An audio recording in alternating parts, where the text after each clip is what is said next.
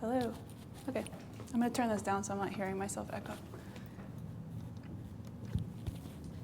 Hello, everyone. Thank you so much for joining us. It's nice to have an intimate, all-female group. That's wonderful. I just wanted to introduce you to Big Ideas really quick and then introduce our facilitator, Rachel Dzombak. So Big Ideas is an early-stage student-led social impact competition, and one of the many things we do promote is environmental sustainability. And now, more than ever, I think we need that. And so I'm very, very happy that school was open and we could have this workshop. And then I just wanted to give, come on in. I just wanted to give a brief shout out to our online attendees. This is being live webcast, and we are a competition that's open to all of the UCs. So welcome to all of our online attendees. If you do have a question, please feel free to email bigideas@berkeley.edu. That's bigideas@berkeley.edu, and I'd be happy to answer that question. And then just for the first part, if you do have any questions, if you don't mind raising your hand, I will come and give you the microphone just to make sure that all of our wonderful online attendees can hear your question as well. But really quickly, Rachel Dzombak is standing right before you. She's our Innovation Fellow at UC Berkeley for the Blum Center for Developing Economies. She teaches and builds programming around innovation and leading the creation of a new master's program here as well. But for the purposes of today, she's an expert in circular economy and environmental design. She's been teaching these courses all over UC Berkeley, and we have an honor to host her today. So take it away. Thank you so much. Hi, everybody. Oh, thank you. As stated, my name is Rachel Dzombak. I'm part of the professional faculty here at UC Berkeley. I teach project-based innovation classes both in the College of Engineering and in the business school.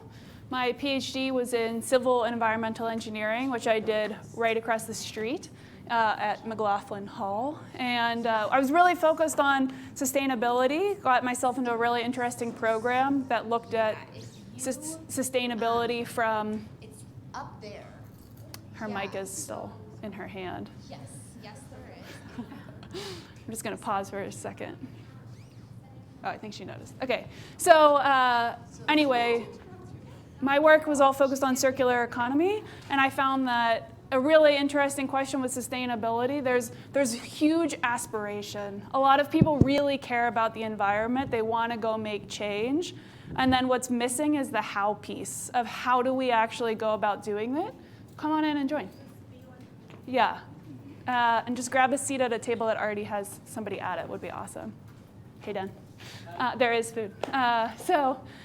Anyway, so our big question is on the how piece of how do you actually bring these changes to fruition? How do you make sustainability happen?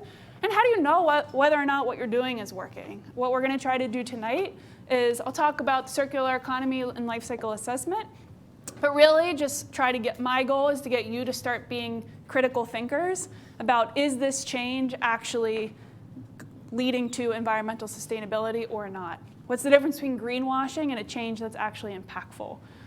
How do we start to discern what matters and what doesn't? So that's my little elevator pitch for what we're going to do tonight. We are a small group, so feel free to raise your hand and ask questions. Danny will bring around the mic if those come up, and it's going to be interactive, so there'll be sort of little activities that you'll do because I'm a big believer in learning by doing. If I just talk at you, you won't actually learn it. So, great. So I teach design and innovation. Like I said, we focus on sustainable development, which is where environmental sustainability comes in quite strongly.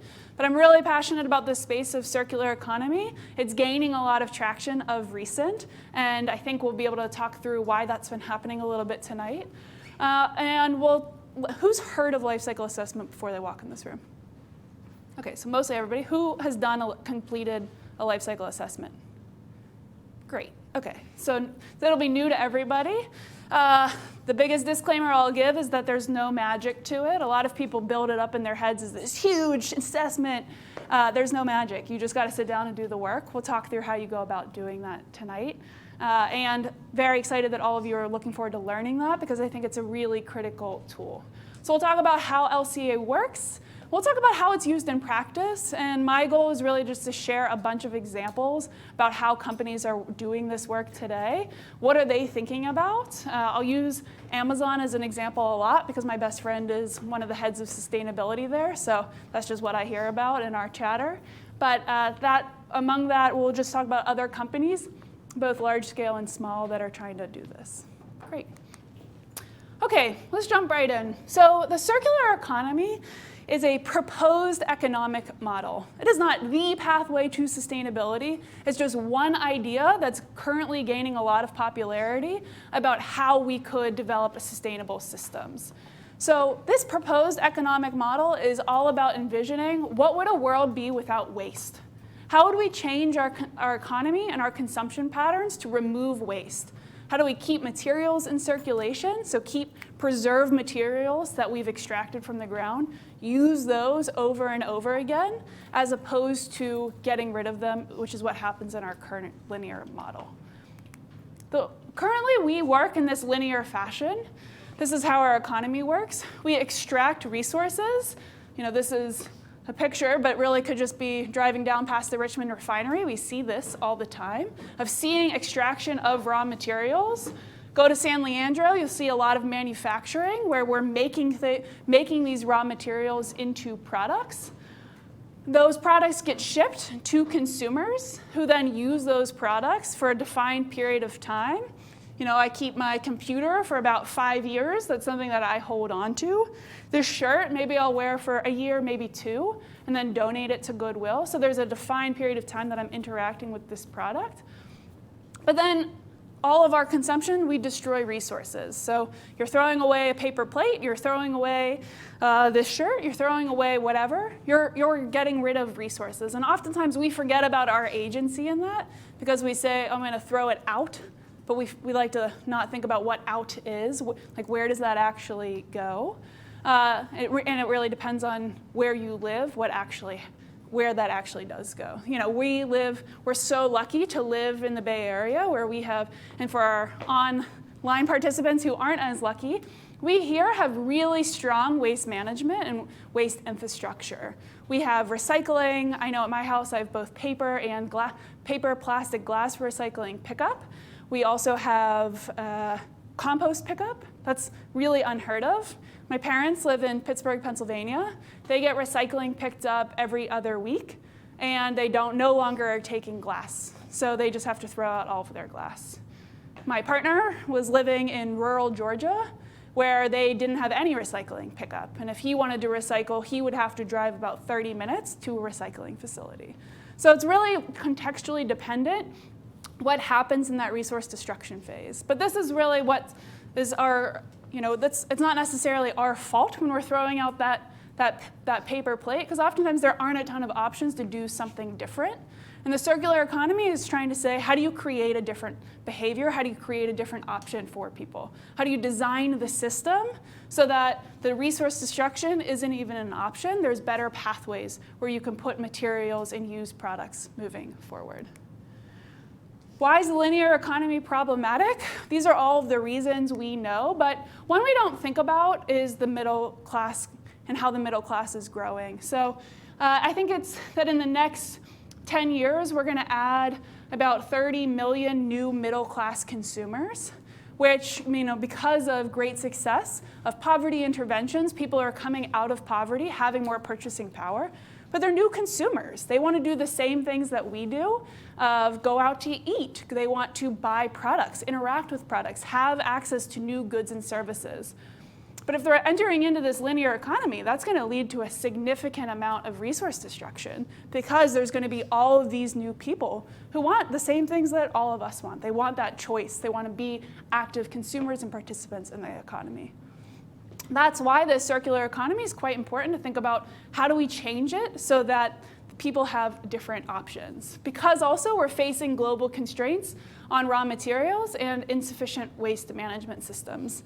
The big problem, or I guess I'd ask for all of you, who knows what the US's big recycling problem is right now? Yeah. Is it that China stopped taking red plastics? Yes, so China stopped taking certain plastics, to repeat for our online participants, but also they also stopped taking our electronics. And so we, for the first time, are really confronted with this reality of we're generating so much waste in this country, but we don't have the resources or the capacity to actually deal with that. And we have all sorts of infrastructure challenges, as we're seeing this week with PG&E, that there's been a real underinvestment in how we're building out these systems. But it also creates an opportunity that people are really starting to pay attention to this. More and more money is going to that systems change. And so it's an opportunity to, all of those systems at one point were designed, we can redesign them in a way that really is enabling the outcomes that we want to have. So that's where the circular economy comes in. So the circular economy is about, as I said, eliminating waste from our cycle, thinking about how we can use and reuse materials over time. The original idea was meant to mimic biological systems. Biological systems are brilliant, absolutely brilliant at preservation of materials. We really don't only have a surface level knowledge of how well nature actually goes about managing its resources, but natural systems are really good at shape-shifting of being used and reused. Each system has inputs and outputs that then feed into other systems. That's why for the economy, it's not that you necessarily are going to have one product system that's standalone and self-sustaining. It's really thinking about if I use this cell phone and I'm done using it, how might that be reused in a different application moving forward? How do we think about new ways by which we can move materials around into new application areas? So what does this actually look like? So right now, on the left-hand side here, that's what our linear economy looks like. So we design products, we extract raw materials, assemble parts, manufacture, distribute, use, and then landfill. And I think the opportunity space, the how for the circular economy, there's leverage points or opportunities for change at each of those stages. But a big one is in this end of life. It's really starting to figure out how do you reframe from end of life to end of your first life? How do you start regenerating into a new application area? Which means thinking about, okay, can I repair this product and give it to a different user? Can I reuse it in a different application? My research was all on lighting for my PhD. We were looking at street lighting that was being upgraded to LEDs. And so new products were coming out every year. LEDs are the new hot thing. They're getting more and more efficient. And so cities were installing LEDs.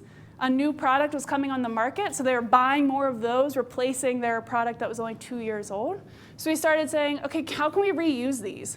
We were working with Berkeley to do a program where they were sending their 2-year-old lights to different municipalities who couldn't afford new products as a way of getting those into new applications. Could you remanufacture?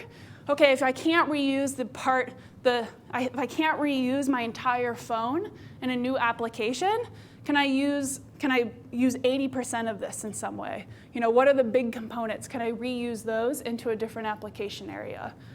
Can I just harvest some of the parts? This is really not a new concept of, if you go back and look at what Sears or some of these big appliance manufacturers were doing a long time ago, they were thinking about how can we just be going around helping people get parts from what people are throwing out, collect those, store them, and then reuse them in new applications. And can we recycle? So can we, recycling is often talked about as the best option of, oh, you recycled, that's awesome. But really in the circular economy, recycling is one of the worst options, because when you recycle materials, you degrade their quality over time. So if someone has like a Nalgene or a Camelback water bottle, which has a thick plastic, if I recycle that, I'm going to downgrade it into a thinner, less valuable plastic, which then makes it harder to reuse time and time again, because often as you're degrading that quality, the material becomes less valuable. And that's really where our big challenge is there's a difference. If you have something that's like this phone, that's a relatively low volume, but really high value product. We all know how expensive technology is these days. There's a business case to figure out how you can collect that at end of life and put it through one of these channels because there's money to be made. Someone put a significant amount of money into this product, and so you can capture more value. Companies are recognizing this and doing that. Amazon has set up a remanufacturing division because they get so many returns. They're saying, oh, we can just, some of which are broken, let's make this into new products and then resell them. A big challenge, though, is for high volume, low value, your plastic water bottles, your plastic plates, things like that are just everywhere. We really don't have a great answer yet for how to deal with those, particularly in the US, because we don't have the infrastructure. But that makes for a great opportunity to rethink, one, how do we design new products so that those low value, high volume plastics don't even get into our system? But also, how do we start thinking about what is the systems of the future that we can capture these resources and make them into new applications? So I was just going to talk through how a couple of companies are doing this today. So iFixit is a company based here in the Bay Area. Has anyone heard of them? You guys see you nodding? Yeah, so what does iFixit do? It's like a company that it's a company that posts online tutorials for how to fix virtually anything, and they also sell different kits that have like tools so that people can repair any electronic item they have at home. Awesome. Yeah, exactly. So iFixit is trying to tackle the problem of users not feeling like they have the agency to repair things themselves. If my phone broke, would I know off the top of my head how to go about fixing this? Probably not. So they're providing a resource to give people the agency of actually going and fixing these things themselves. They have teardowns of all sorts of products. One, also illuminating what are the parts that are in this, because oftentimes even companies, there's so many parts in an iPhone that Apple really doesn't even know what all of its parts actually are. So they do teardowns in order to I did this for my dissertation of having to just trying to understand what goes into LED lighting products. A teardown is just getting the product on your table and just carefully taking it apart so you can understand what are these individual elements. So again, no magic. You just got to take the time and take the thing apart and see what can be taken apart easily or not. So iFixit is also they both are trying to empower people, but they're tapping into a really powerful thing, which is emotion. Because they looked at the research that shows that if you go about fixing something, you feel more emotionally connected to it. So if you ever think if you've sewn a button back onto a sweater, or you've repaired a hole in your backpack, something that you've put a little bit of labor of love into, you're proud of that. You're like, hey, look what I did. And that emotional connection to our things is quite powerful because it's what gets people to keep things longer and breaks this cycle of I just need the newest, the best, the most recent, et cetera. So they're also trying to tap into this emotional connection between us and our stuff. We have a question from the online audience. Oh, hit me. Is this the same as or what happens when you try to recycle a product and you can't just fix it? So I'm assuming like let's say a kettle that's rusted, there's some parts on it, but you can't necessarily fix it. Do you have any recommendations? Yeah, so I mean, I think that becomes a design challenge. At that point, that's what I was saying about, it's really not your fault when you're put into I think a classic example is you walking up to a series of trash cans, you have like a plate full of food, and you have that moment where you do the waffle, which is where you're like, should compost, recycle, I don't know.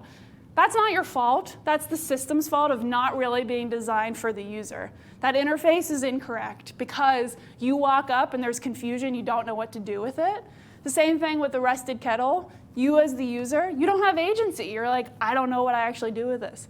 My whole dissertation was about recycling of lighting products, and last night I took a CFL out of a lamp I have in my house, a compact fluorescent light, and I know from the research I really can't landfill it because it has mercury in it. But I also know that I really don't know where you can recycle light bulbs. I think you can at IKEA, but how often do I go to IKEA? So I just put it in my house and hoped for the best. That's a consumer challenge. And I think it's really about recognizing where your limits are of being able to make that choice. Okay. Next example is Interface. So this is a carpet company that they were trying to tackle the circular economy by saying, how do you circle longer? How do you keep products in circulation for a longer period of time? When I last gave this talk, I was on a carpeted floor, so the example came out better, but we're on concrete. But so what Interface recognized is that people often, when you install carpeting, you typically buy a very big slab of carpet. You roll that out and then install it. You cut it to shape and install it. But so what happens if you're like me and you trip easily and you spill a cup of coffee or red wine or something on the carpet? You're going to have a big stain. And so they were recognizing that their consumers were replacing this entire thing of carpeting for one stain. They started saying, okay, so what if we, instead of selling huge things of carpet, we sold individual carpet squares, so that if you needed to replace one, you could just pick up that one square and recycle or landfill that one square, but not necessarily waste an entire thing of carpeting. And this is where I think this critical thinking piece comes in, because that sounds great. But one, we've already identified a leakage. What happens when I'm throwing out that one square? What do you do with it?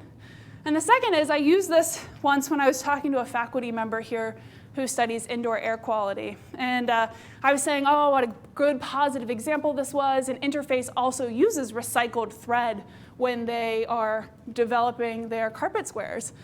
And he scoffed at me and he said, yeah, like that's sustainable. And I was kind of taken aback and didn't know what to think of it. And so from his perspective, where he's focused on human health and indoor air, he said, if you have carpet is something you're walking over it all the time, you're kicking up small particles. If you're using recycled plastics to make that thread, there's a health impact of that. If you're kicking up small plastics, that could impact human health, because there's plastics, they're made from fossil fuels. So you're really creating a new exposure versus other products that you could be using. And I'm not saying that you shouldn't necessarily use recycled threads made out of plastic, but it was a great learning moment for me to say, nothing is that simple, and it's really about understanding the trade-offs that you're making with any of these design decisions and trying to say, I'm going to make the best choice I can, recognizing these inconsistencies. But I thought just doing that little bit of critical look at what the choices you're making, I think is really important. So on that, similarly, there's a company called Thread. They started thinking about material substitution. So they were looking at the issue of high volume, low value plastic waste in Haiti and starting to say, can you make products out of it? As opposed to carpet, which is something that you would kick up and potentially inhale, they were looking at making backpacks. So they transformed this plastic waste into thread, manufactured these backpacks, and are selling them. Again, if you do the critical thinking, all of that plastic waste is in Haiti. Their manufacturing is in the US. And so you're shipping all of that plastic. What are the environmental impacts of that? Again, it's not saying don't do it. It's really just about how do you recognize those and then work on those as variables you can improve down the line. So all of these examples, the critical thinking element is bringing in this need to have a life cycle lens, to pay attention to all of the inputs and outputs that are going on in this system. So to assess circularity, no one actually has an answer to this question, because even in the research, that's a big open question of how do you really understand what circularity is? How do you understand how you measure that? But one way of doing so is life cycle assessment.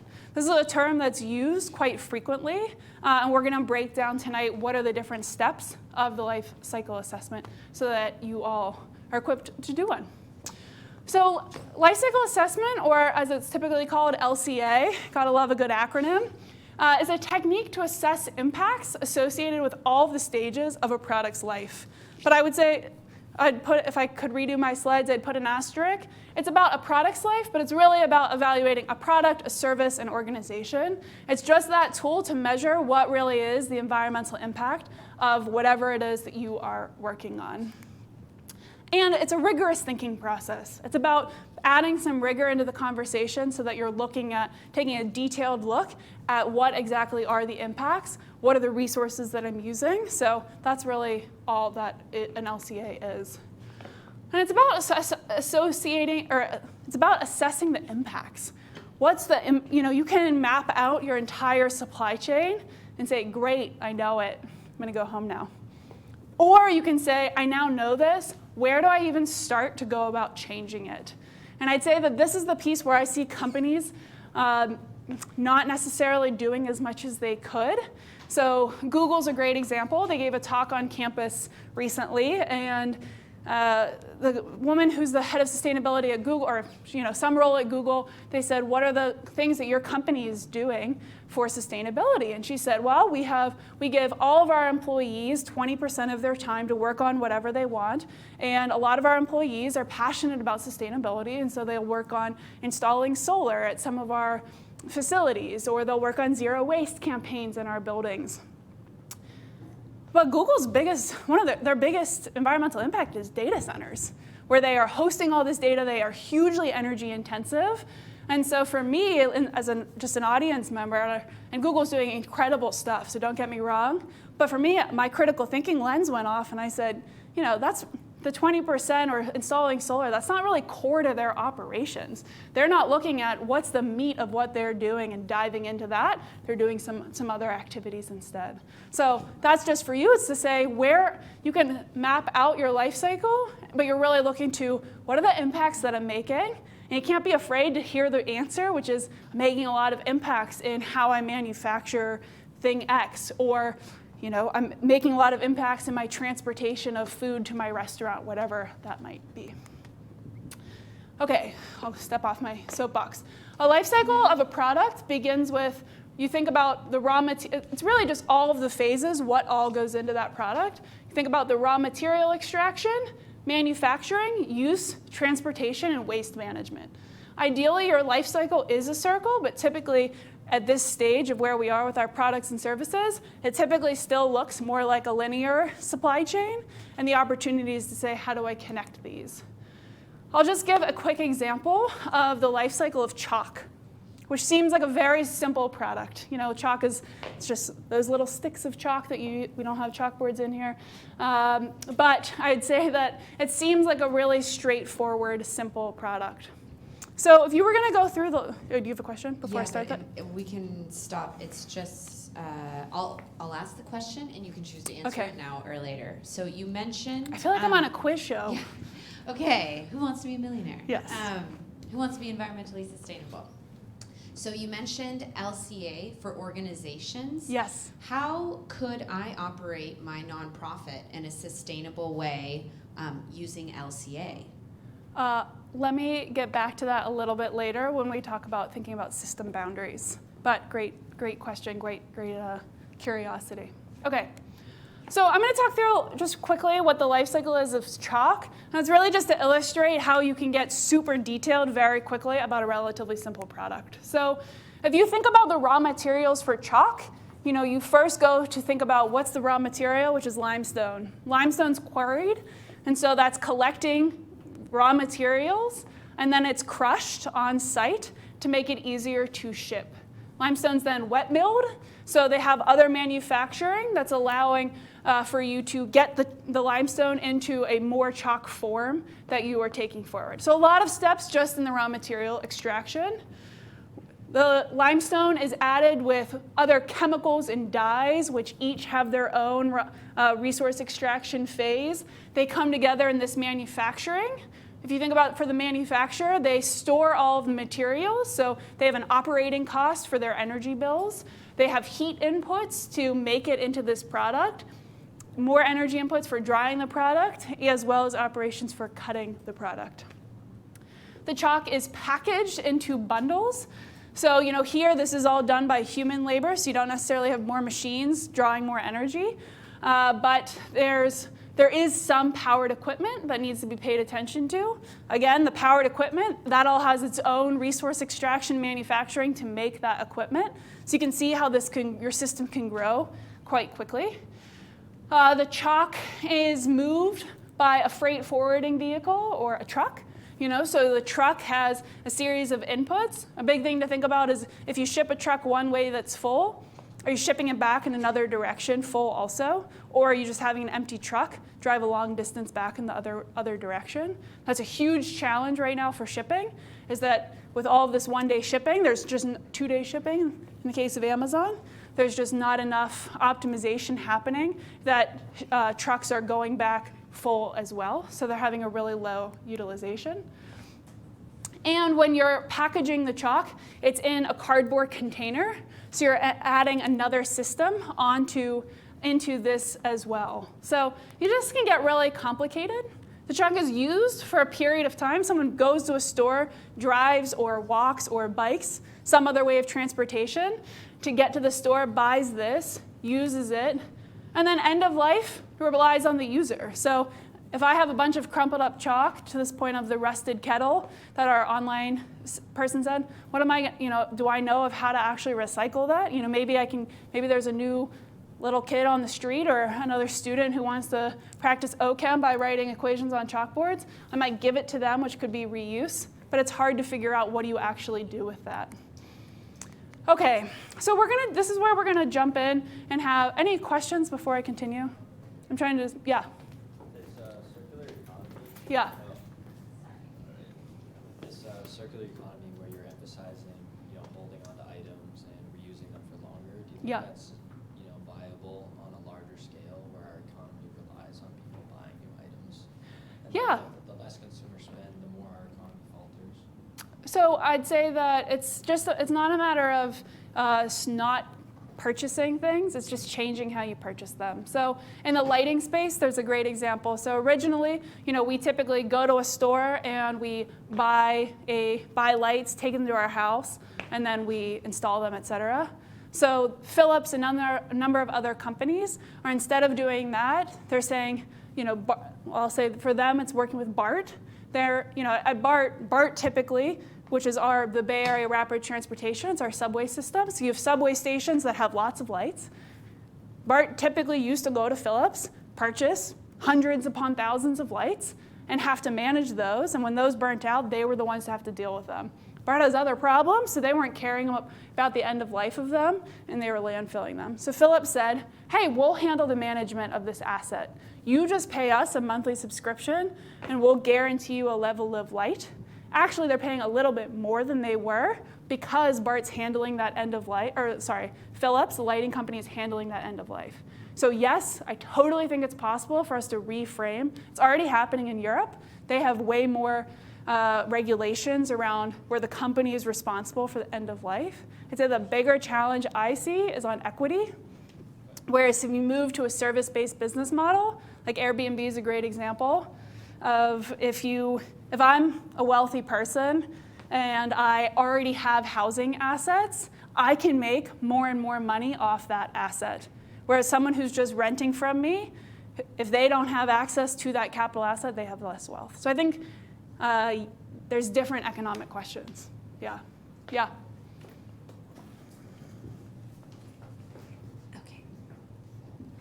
Hi.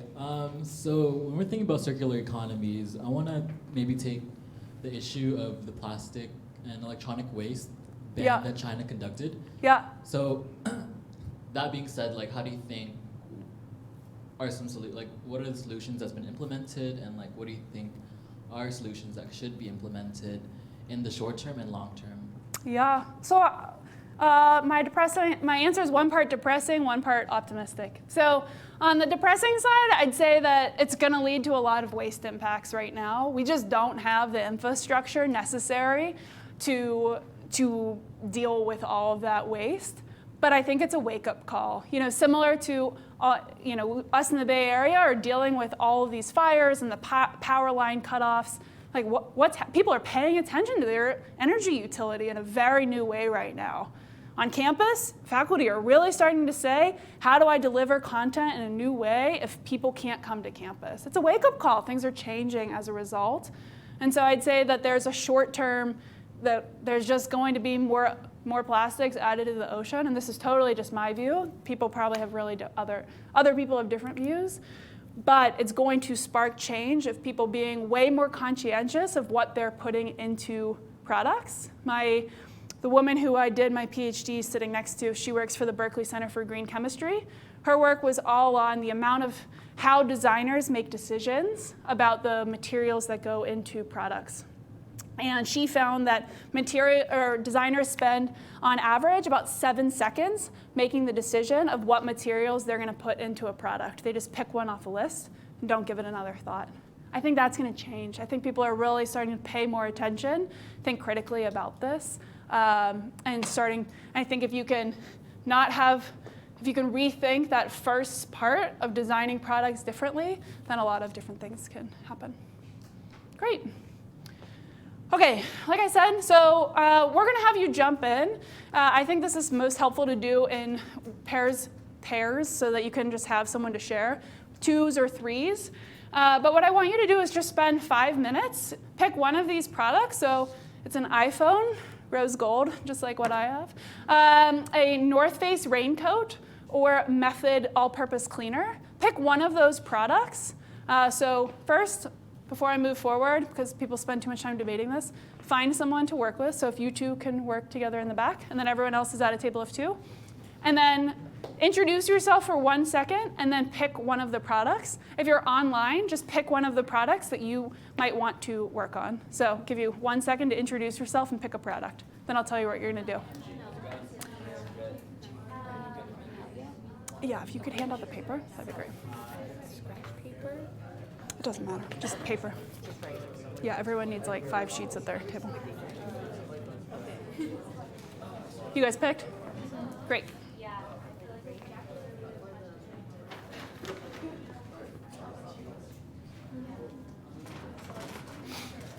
Okay, people picked, some people are grabbing food, which I totally encourage. So what you're gonna do is spend the next, it's gonna actually be like 5 minutes, researching the life cycle of your product. So you have a phone, people have computers. Just want you to start hopping into Google and saying, what is the life cycle of this product? What do those stages look like? And we're gonna have you start sketching out what happens in each of these phases. This is not yet on the impacts. It's just first saying, how can I think about what a life cycle is, and starting to say what is happening in each of those steps to make the product that I selected. So any questions on what you're doing? This will be rapid fire. Usually it would take more time. So jump in, and Danny's handing out paper so that you can have it to sketch out what happens in those life cycle phases.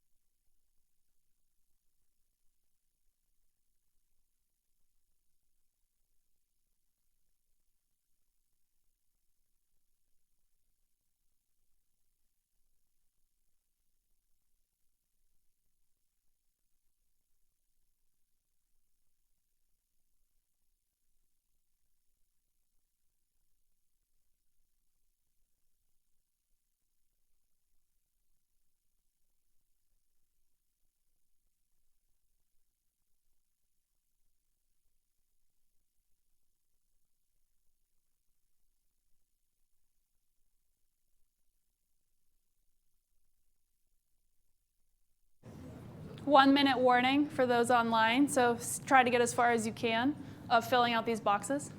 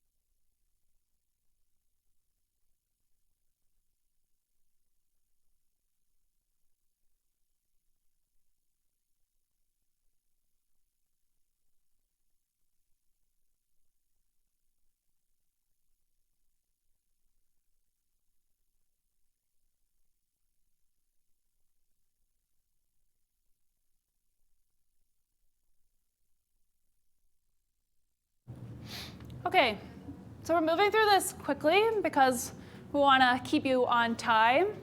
But I just want to interject quickly and say kind of what information was hard to find? Yeah. So we picked the detergent, the all-purpose cleaner. Yep. And because it includes a bunch of different chemicals and each kind of comes from a different process and each was extracted from various sources, so that was pretty difficult to trace each of the different chemicals. Yeah, absolutely. So just to repeat, picked the cleaner and has a lot of different chemicals within it, even though method is one of the more natural cleaning products. It's really hard to trace those individual chemicals. Yeah, absolutely. What was it difficult for you to find? For us, it was the jacket. Yep. And every time I would look up what it's made out of, it would say it's made out of this, and then I would have to see what that was made out of. Yeah, so looked up the jacket, found one material, what's that made of? It becomes cascading very quickly of, oh wow, there's a lot of rabbit holes I could go down. Did you make it through all of the phases? Yeah, so which ones did you get through? Resource, we have an end-of-life program. All I could find about transportation was just shipping and wear and Yeah. fast. A So- little bit about manufacturing. Yeah, so they found stuff on resource, on end of life, and on transportation. Those are typically the ones that people can find information about. Manufacturing and processing tends to be a black box, oftentimes because there's so many players involved and you're getting inputs from all over that companies find it challenging to disclose that. So it makes sense that those are the ones that you're going to find. What was hard for you? We also did the method all-purpose cleaner. Yeah. And we were looking at their packaging and their website plasters that they use 100% recycled plastic in their bottles. Yeah. But then they didn't indicate whether it was post-consumer recycled or if Yep. it was just factory line bits. There was no reference to who their reprocessor was or what that process was like. Right. So. Great. So on the method cleaner, looked at and said, oh, this is 100% recycled, but lacking a lot of detail on what that actually means. It's exactly starting to ask the questions of what's your supplier? Where are you getting that from? What's actually happening? Companies love to tell a great story so that people feel emotionally resonant with it. They're like, hell yeah, method, you're making this happen. We're excited. But if you start looking into it, that's where the interesting questions come up for me, I think, of what's actually happening here. How did you decide when to, you finished one phase of resource manufacturing? Maybe you figured out transportation or end of life. How did you decide when to stop and switch to a different phase?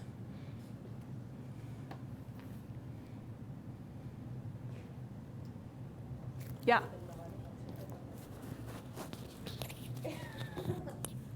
Well, I was going to say, and then you can say if you agree or not. I was going to say we sort of didn't stop. We got stuck on, we chose the iPhone.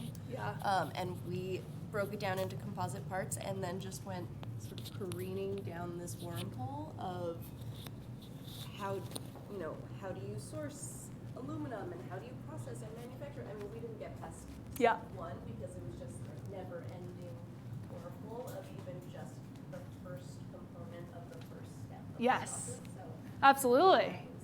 Yeah, so I'm just going to repeat for the folks online, and I apologize, I stepped out of screen. I'm not being used to staying in a box. They looked at the iPhone, they got through resource manufacturing and realized resource extraction, went down a huge rabbit hole of all of the different materials, and that consumed all of their time, so they weren't even able to get to those other phases. So that's I threw the iPhone on there for the first time tonight because I thought I'd wonder who will actually be ambitious enough to try this, because the other two products in some ways are more straightforward. But I'd say that that's the big challenge with these really complex technologies. The system can get quite large. So as the practitioner, you really need to be deciding what really do I want to understand? What's the question that I'm trying to ask? So this is why we always say you got to frame the problem before you solve it. What do I want to know about this? Is it really what's the environmental impact of my entire system? Well, then you need to be really ready to devote some resources to answering that question. Or if you want to carve out a smaller question first of what's happening with my material inputs of aluminum in my product, that's a question you can wrap your brain around a bit more. So really understanding what the goals of your organization are, what you want to learn about first can really dictate how far you go in this process. And so I wanted to bring up, what if you were looking at instead of a product, you were looking at a service? And so this is similar to the question I think that was asked about how do I, as a nonprofit, do this? Maybe I don't have a clean-cut product that I want to study. And so I'd love to bring up the example of Uber. So Uber originally started, when they started, I think 10, 15 years ago, they were trying to work on the problem of people commuting to work. And they said that all these people are commuting to work, they must be able to pick other people up along the way. And so that's how it started, that they were trying to say this will be an environmental gain because we will combine people who are otherwise commuting, it'll be on their way, and more people can ride in HOV lanes, and there will be less cars on the road. But Uber doesn't have control over the whole transportation system. They were just building an app. And so but they were providing this ride-sharing service through their app. So how would we assess their environmental impact? Well, say that the folks that have, and there's an amazing researcher here at Berkeley named Susan Shaheen who studies ride-sharing and how do you assess the environmental impact of that.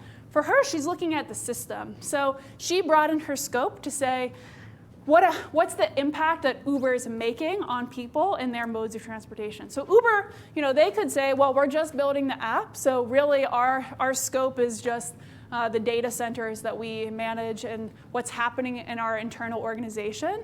But if you go one level out to include all of their drivers, Uber's actually placed more cars on the road that were there before it started, because you have a lot of drivers that are circling around trying to pick people up. You have more and more people who are, like myself, who are not choosing to take public transportation home from an airport or for a short ride and are using a shared ride service instead. And all of that has actually led to an increased amount of demand. If you broadened your scope even larger and looked at car purchases, there Uber might have an environmental win, that fewer and fewer people, millennials, Gen Z in particular, are purchasing cars because they have access to these on-demand services. So that really goes into how you set your scope. If you were a restaurant, here in the Bay Area, we think a lot about farm to table, or how you actually get where your food really comes from. My partner's a farmer, and so I hear a lot about this at home because he makes yogurt, and so for them, he's thinking about what's happening at the farm, how he's shipping those milk products down to their processing plant where he's adding in other raw materials, making into products, and then sending it out. He's having to think about all of these phases. But if you're the restaurant owner, you want to be thinking about, one, what am I using in my restaurant? A lot of people they're thinking about what's happening at their restaurant. They want products that are delivered in glass bottles. They want sustainably sourced beef. They want organic vegetables. So they're trying to think about where they're sourcing. But they're also thinking about how we're managing our food waste. So it's within the scope of that restaurant. But this is where system boundaries really come in. So if you're that restaurant, you can think all the way through a lot of times people think through the farm. How are this food being grown? You could take it one step further to say, what are the supplies that are going into the farm? What are all of those inputs? What goes through processing, distribution, cooking, and storage, or waste? We call cradle to gate is all the stuff that happens before the use phase, before a consumer gets access to it. So if in the case of food, it would be the cradle to gate system boundary would be, I'm going to pay attention to all that happens from the farm supplies to the farm to the processing, and I'm going to leave the restaurants to think about the environmental impact of distributing and cooking that food and then the waste associated with it. Cradle to grave thinks all the way through this entire system of the farm supplies all the way to those waste impacts. I want to understand the entire scope of what's happening here. And then cradle to cradle, which is I'd say a very akin to the circular economy in its thinking, is about saying, okay, or I'm going to think about how does the waste get transformed back into the farm supplies? How do I reintegrate that into the system? So it's really up to you as the person who wants to look at your sustainability or understand your system, what lens you want to take. You have to set that boundary. Because as we heard, it can get really out of control super quickly. And so you need to set those boundaries, else you're not able really to do the assessment. LCA is used, as I said at the beginning, LCA is used to assess products, service, and systems holistically. But it's really about you setting the scope for what is it that you really want to study. If I was studying lighting products, I ended up studying just the consumer interaction with them because it was sufficiently complicated, and I sort of gave up on the tear-down manufacture of lighting products because I couldn't get information about it. And so I said, this is my system boundary, and in future, and I made assumptions. Like that's what's really happening in a lot of these LCA studies. People are saying, I think, based on the research I've done, it's within this range of values. I think the amount of energy it takes to make a battery is X number of kilojoules. They're making educated guesses. You can always make this iterative, put in better data when you have it, but it's really about moving, the engineer in me is about, let's go solve some problems. Let's go do things. Let's go try it. And you can definitely get caught up in doing such an environmental assessment that you're just in the world of assessing forever. You're not in the world of actually doing something with that data and changing it. Okay, so I'm going to get a little more tactical on how an LCA works. To conduct an LCA, you need to consider the inputs and outputs of the life cycle. So we just went through that these are all the phases of the life cycle. You have an initial guess for the product that you chose. You would think about what all goes into each of those phases. You might think about materials, you might think about energy, water, air, anything that goes into it. Sometimes people do life cycle cost assessments also to bring the economic bottom line right up there also and say what's the amount of money that's going into each of these phases also. And then you have outputs. There's principal waste products, there's co-products. So in the case of chemicals, if you're manufacturing two chemicals, 1 + 1 doesn't equal 2, can equal 5, because there's new things that are emerging. Same way if I kicked up my carpet, those now airborne particles might have reactions with my ambient air, lead to other environmental impacts. So there's co-products. There's air emissions. So we see this at manufacturing plants with that huge smokestack coming out, going off into the air, or with the fires right now, we're seeing a ton of air emissions. Solid waste, in manufacturing. That's why people are really stoked on 3D printing and additive manufacturing, because you're depositing only the material you need, whereas previously you would extrude or cut a piece out of a material, leaving a waste product. And there's water effluent. So if you're doing heavy, where I'm from in Pittsburgh, Pennsylvania, we have a lot of manufacturing, a lot of industry. And a lot of our water is contaminated because people would just, manufacturing plants would put a lot of their manufacturing liquids and all of the grease, things to degrease and all those elements straight into the water system. And so there's a lot of water contaminants that happen as well.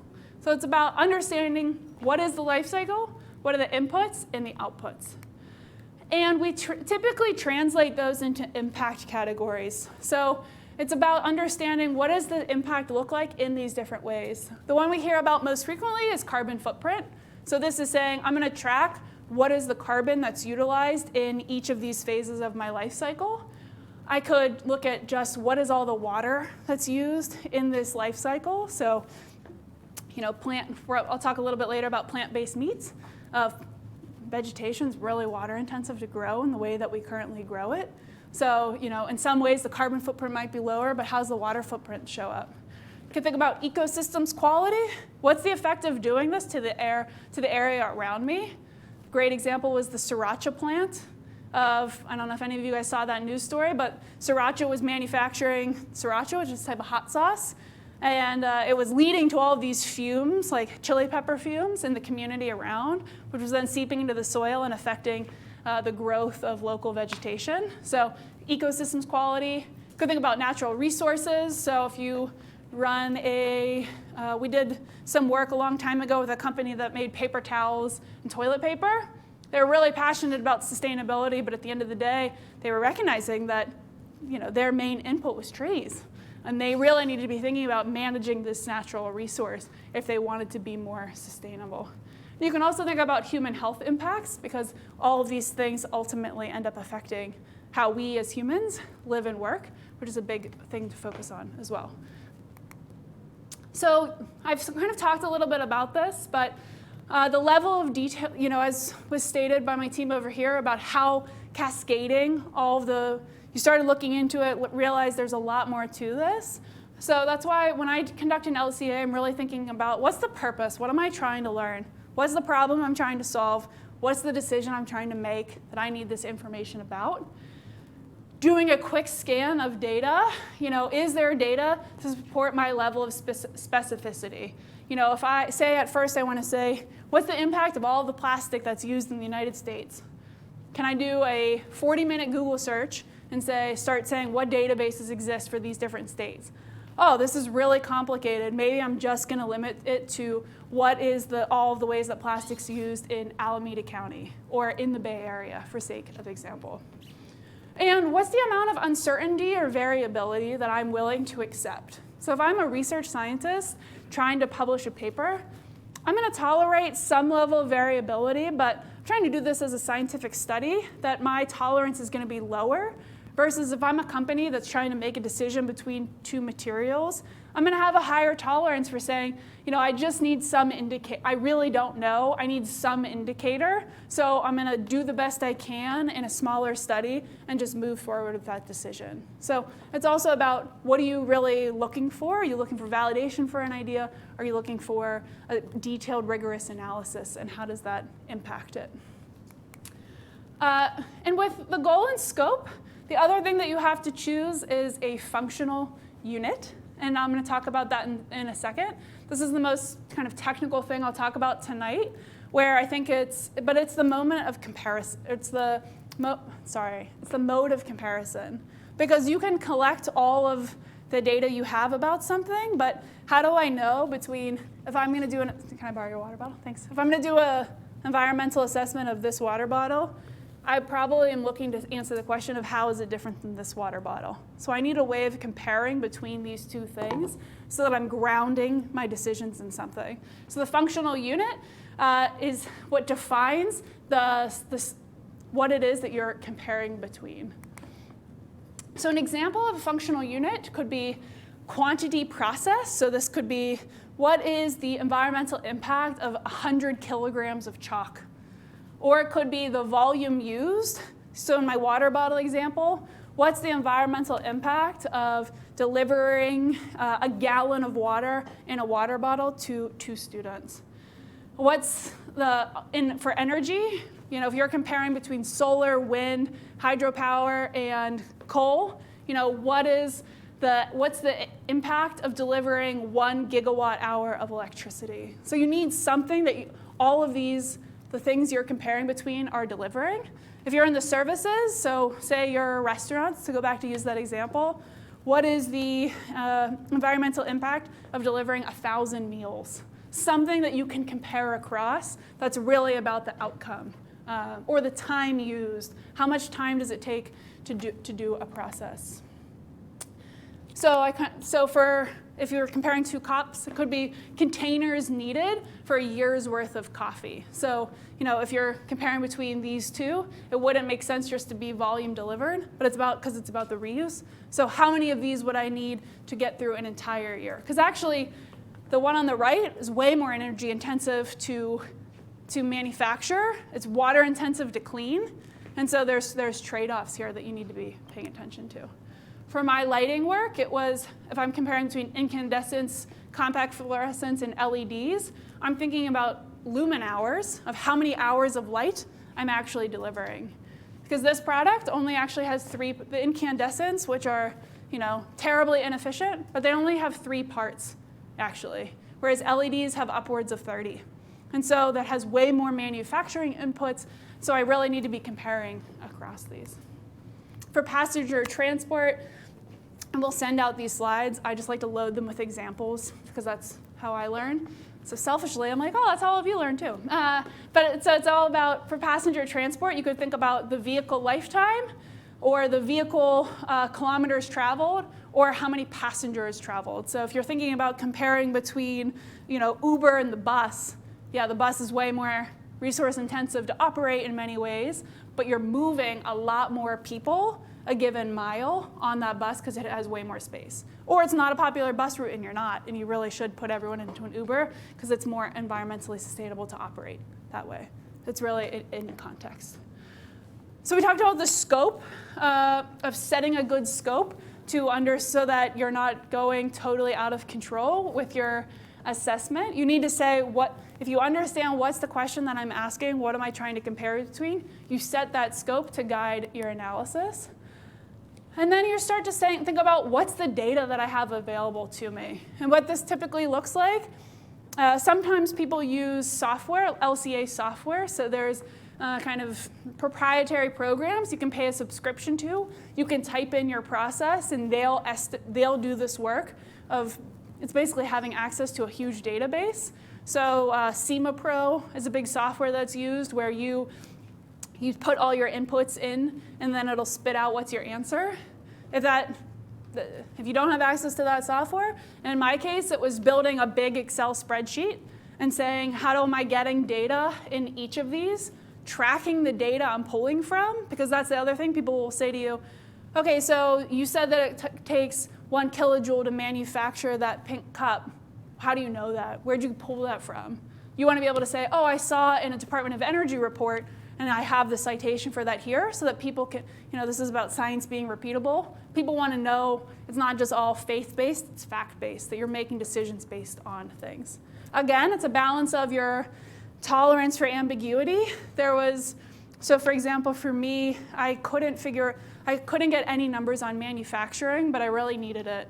And so what I ended up doing was I had some back-calculated process of, I got an estimate of how many hours they spend on a given manufacturing process, used a proxy from another industry to say, okay, so if you spend 10 hours manufacturing this, it probably translates to about this amount of energy utilized. It has a really big range, but for me, that was enough of a placeholder that I could move forward, and I made that trade-off.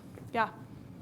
Are there resources or organizations or firms that are helping entrepreneurs to do this? And your partner, farmers who we're working with, Yeah. definitely would benefit from this information, but definitely don't have a ton of extra time to sit down and run a process. Yeah, so there's consulting companies that do this on their behalf. I imagine there's also, I think this is where I see it is a lot of companies have interns do this work of doing that initial data gathering. I think that's challenging because you really don't have the in-house expertise. So it's a balance of, but I think that's where the scope comes in. So if you say you're an entrepreneur, you're trying to do this for your organization, you could do an initial kind of high level, call it your 1.0 version. It's really just about recording, this is what we did given our limits. The limitations of this study were we didn't have time, we didn't have money, we didn't have sensors to track all of these inputs. I think that's the challenge between corporate reports, is that there's no transparency. where they're telling you the story they want to hear. I'd say what I see from smaller companies is that they're telling you what they did and why they couldn't do the other thing that they wanted to do. And oftentimes that becomes a push to get other people involved, to help be a grant that's going to say, I really want to see you guys do this, so here's some money to go hire somebody. Does that help? Yeah. Okay. So doing, as it says on the bottom, building that life cycle inventory that you guys started doing a little bit today is by far the most labor-intensive part of performing an LCA.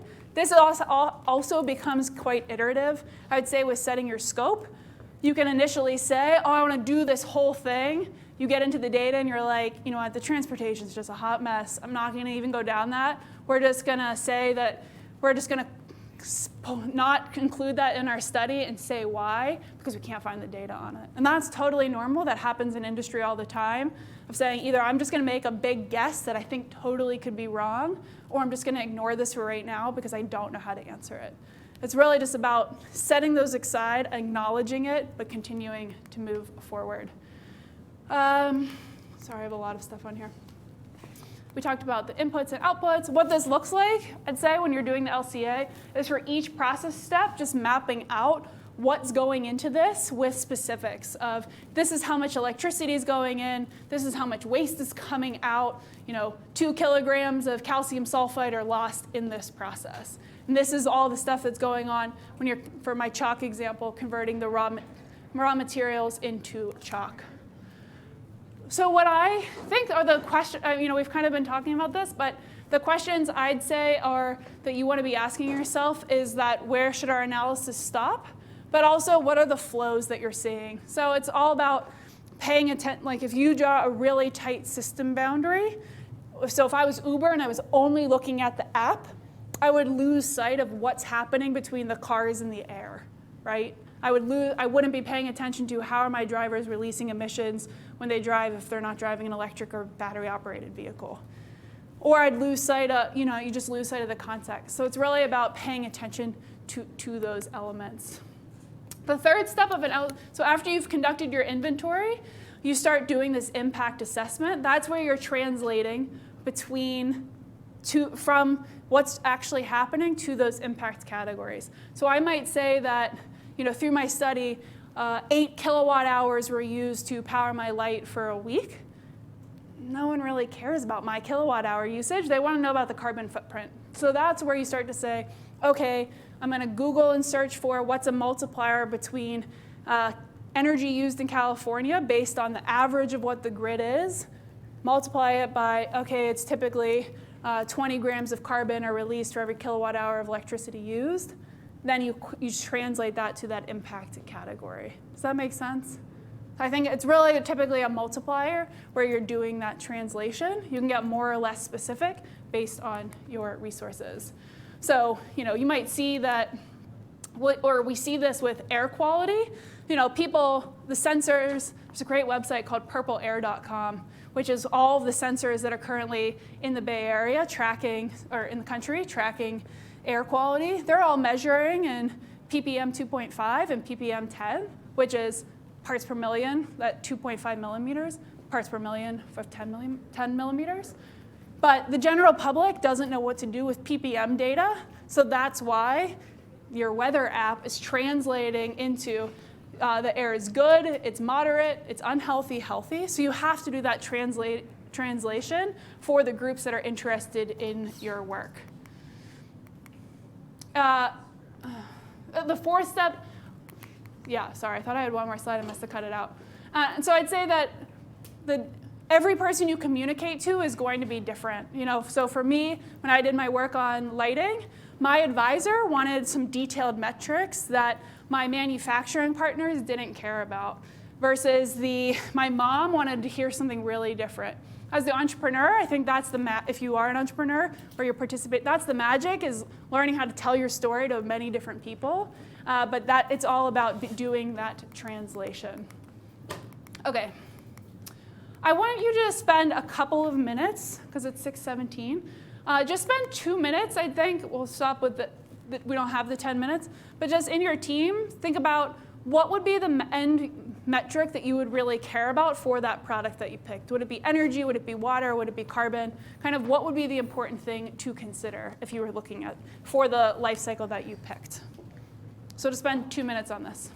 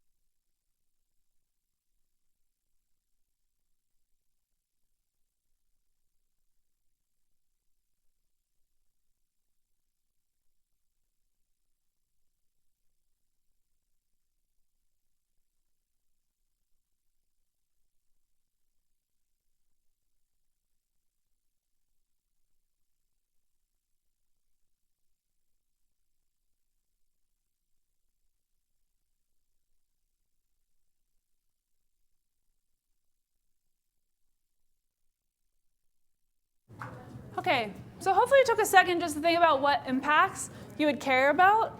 In reality, the answer might be all of them. It really depends on the context. But I think it's a matter of just for you thinking about what are you personally interested in. A great reflection, if you're working on your own product or your own big ideas idea, would be to say, what am I actually care about? What am I interested in studying? Is it the carbon? Is it the water? Is it the materials? What is that choice I want to make? So we have about 5 minutes left. I thought I would just wrap by giving a bunch of examples for how companies are doing this. I think to your point, my question, I'm an engineer, maybe you are too. I'm always skeptical. I'm like, how is this actually happening? What are people really doing? So I thought I'd just run through some examples of how people are using these concepts of circular economy and life cycle assessment in practice. And I'll also end with some resources of where you can find more on life cycle assessment. Okay, so for lighting, I would say in addition to people selling light as a service, people are really also starting to think more and more about modular product design. The science around modular product design has been around for about 50 years, but it's more expensive to do than typical product design. It requires more thought going into the design and manufacturing phase. Oftentimes companies aren't interested in investing those resources, so they haven't actually done it. But we're seeing more and more companies, there's modular cell phones that are coming out, as well as modular lights on this notion that you could, similar to the carpet, could you just replace one broken piece as opposed to replacing the entire structure. On the raincoat, I put in the North Face raincoat purposefully because there's been a lot of work done between North Face, Patagonia, and UC Berkeley focused on the material that goes into raincoats because companies were focused on textiles and realized that the same material that was moisture wicking was also their most environmentally harmful material to manufacture and at end of life. And there wasn't a great answer for it. They didn't have other material substitutes. They realized they were going to need, if they really wanted to change it, they're going to need to invest in fundamental science research to come up with new materials. So there was a partnership between the College of Chemistry here, Patagonia and North Face to think about what is an alternative that is a benign material, a material that's not going to be harmful, but still has the same moisture wicking properties. And so I like that example because it's a moment of, there's not an easy solution to this. It's going to take time. We can't just put a solar panel on the roof and call it a day. No, we really got to invest in this and figuring it out. They similarly could have said, how do we not have raincoats and instead give everybody in the world an umbrella? But they thought that, that's just a different way of reframing the problem. But they still wanted to sell raincoats, so invested in material research. On the cleaning product, I don't know if anyone's heard of Grove Collaborative, but instead of selling you a full thing of cleaning, all-purpose cleaner, they're selling you one of these dispenser bottles, and instead selling you a little tube where you put a drop of cleaning liquid into it, fill it up with water, because most of what their method is shipping you is water. It's like 95% water with some chemicals added. So Grove said, okay, what if instead of selling you that, we'll sell it instead, just sell you this little tube? Again, there's issues because that tube then has to be thrown out, but it lasts a lot longer because you can, use, it takes, I think they said like 20 years for you to go through one of those whole thing. I guess it depends how much you clean, but that's a whole other story. Levi's, I think, is like a super fascinating example for 2 reasons. So Levi's, I had a chance to visit the Levi's space in San Francisco. They have a research lab led by this amazing guy who's worked so long in the garment industry that his hands are blue because he has so much dye on his hands from a lifetime of working in denim. He's just really passionate. He was really passionate about changing the game on sustainability for Levi's. So originally, Levi's used to make all different types of shades of denim, and then had a lot, they would dip dye a single pair of jeans into a lot of different chemicals so that, I could get my fading a little bit. This would be lighter on the shin versus the back. That used to be a really chemical and water intensive process. They did a lot of R&D and said, what if instead we use lasers? So if you Google Levi's lasers, it's like a fascinating video. So this was a photo I took last year at the lab. So now Levi's only makes 3 shades of jeans, light, medium, and dark. They don't cut any of the holes through the manufacturing process. You just design your pair of jeans of, I want these holes in it, I want this shading, and they hang the jeans up on this, and then the laser just comes across and does the shading. And the laser, in some ways, releases a lot of air emissions, so that's definitely still a problem that they have.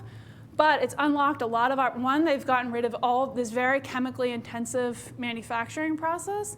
But the other thing it's unlocked is, 1, new business lines. So now they're tapping into this customization. So I can go to a Levi's store that has one of these things in the bottom and design on a computer, I want my jeans to look exactly like this.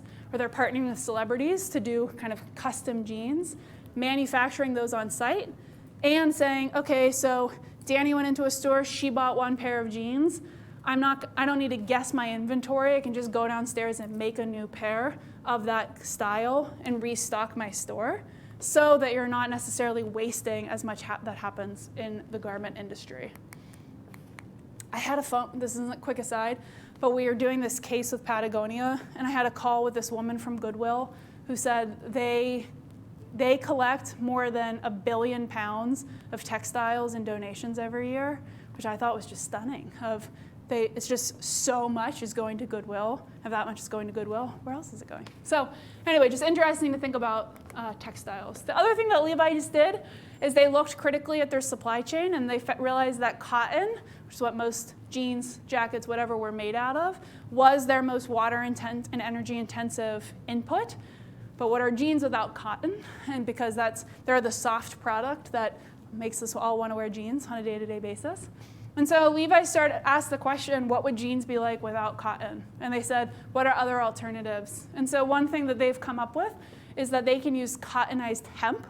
They can't just use pure hemp, because if they use pure hemp, it would be like a burlap sack, and no one really wants to wear that as their jeans. But they found if they blend burlap with some inputs of cotton, like 20% cotton, 80% hemp, they can produce a fabric that's actually softer than cotton.